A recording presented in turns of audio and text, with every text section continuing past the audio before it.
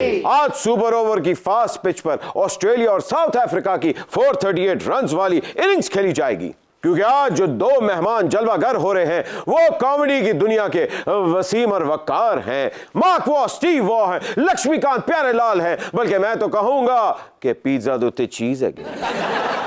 आपकी भरपूर तालियों में प्लीज वेलकम आगा माजिद और सलीम अल बेला।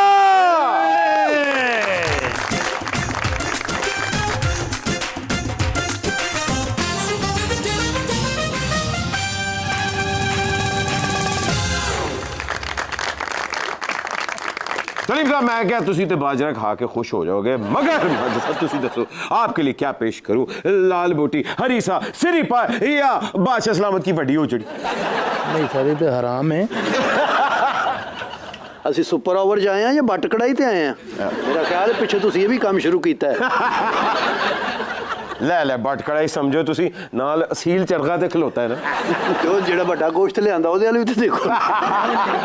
वो तो उनको पहले भी है।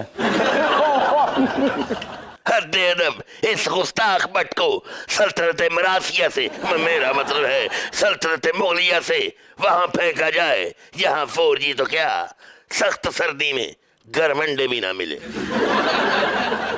आलम बना 4G भावे रहने दो, लेकिन गर्म आंडों की सहूलत तो रहने देना। क्या 70 से है एंकर गर्म आंडियां तो।